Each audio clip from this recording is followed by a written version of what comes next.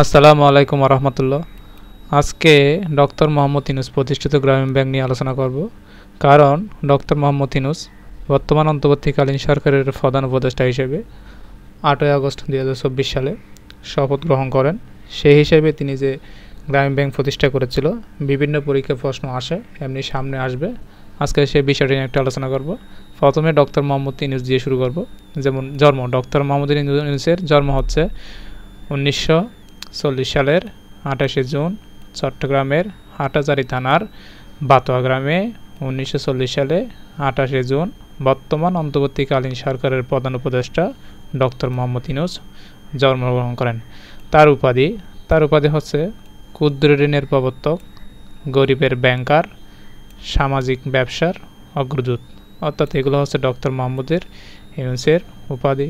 আমরা সচরাচর একটা কথা বলে থাকি ক্ষুদ্র ঋণের বাংলাদেশের প্রবর্তককে, তখনই কিন্তু ডক্টর মোহাম্মদের ইউনূসের নামটা আসে।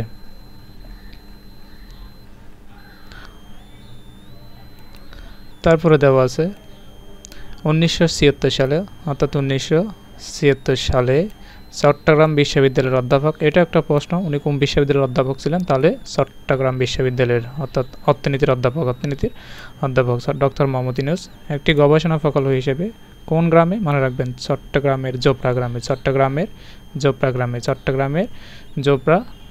অর্থাৎ চট্টগ্রামের জোপড়া গ্রামে তিনি প্রথম ঋণ কাকে দেন? অর্থাৎ যে ক্ষুদ্র ঋণ হিসেবে গ্রামীণ ব্যাংক থেকে প্রথম ঋণ পান একজন মহিলা, তার নাম হচ্ছে বেগম, অর্থাৎ সুফিয়া বেগমকে সর্বপ্রথম ঋণ দেওয়া হয়।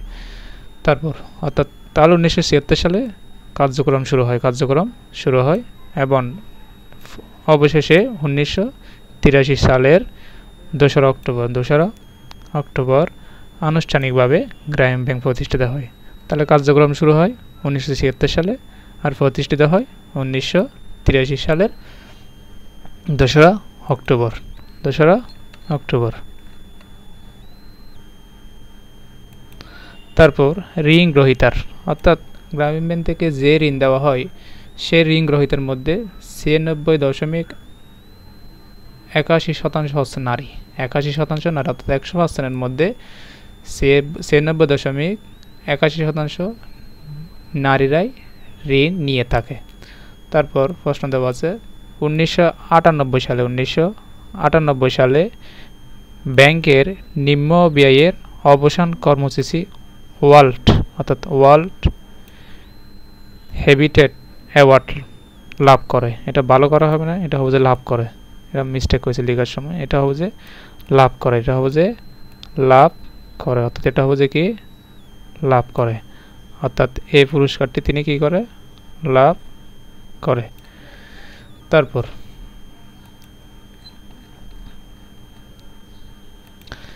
2006 সালে এই প্রশ্নটা প্রায় পরীক্ষা আসছিল।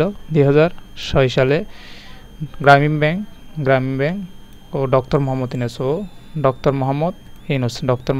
ইউনূস যৌথভাবে নোবেল পুরস্কার লাভ করে শান্তিতে। অর্থাৎ নোবেল পুরস্কার দেওয়া হয় 6টি ক্যাটাগরিতে, তার মধ্যে শান্তি একটি, এবং গ্রামীণ ব্যাংক ও ডক্টর মোহাম্মদ ইউনূস যৌথভাবে 2006 সালে শান্তিতে নোবেল পুরস্কার লাভ করে।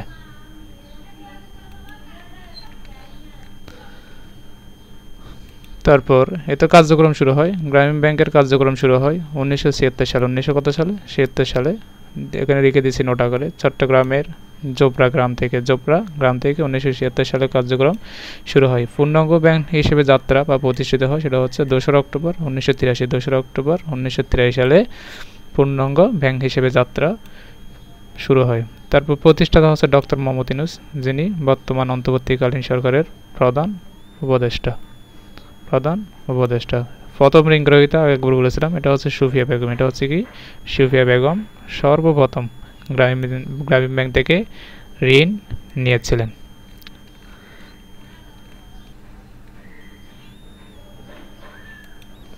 তারপর গ্রামীণ ব্যাংকের দান, অর্থাৎ বাংলাদেশের বাইরেও বাংলাদেশ ছাড়াও গ্রামীণ ব্যাংকের প্রথম চালু হয়, অর্থাৎ গ্রামীণ ব্যাংক প্রথম চালু হয় সেটা হচ্ছে কি মালয়েশিয়া। অর্থাৎ বাংলাদেশের বাইরে সর্বপ্রথম বহির্বিশ্বে বা বাইরের দেশে বিদেশে গ্রামীণ ব্যাংকের দান শুরু হয় মালয়েশিয়া।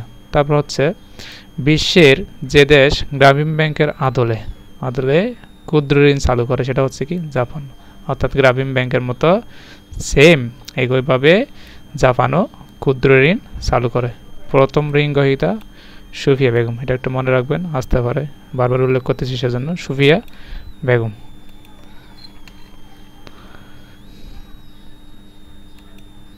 তারপর ঋণের টাকা ফেরত নিশ্চিত করতে, অর্থাৎ ঋণের টাকা ফেরত, অর্থাৎ তিনি যে ঋণ দিছে এগুলো কিভাবে তিনি আদায় করবে সেটার জন্য হচ্ছে সংহতি দল পদ্ধতি, অর্থাৎ সংহতি দল পদ্ধতির মাধ্যমে ঋণের টাকা কি নিয়ে থাকে ফেরত নিশ্চিত করে থাকে।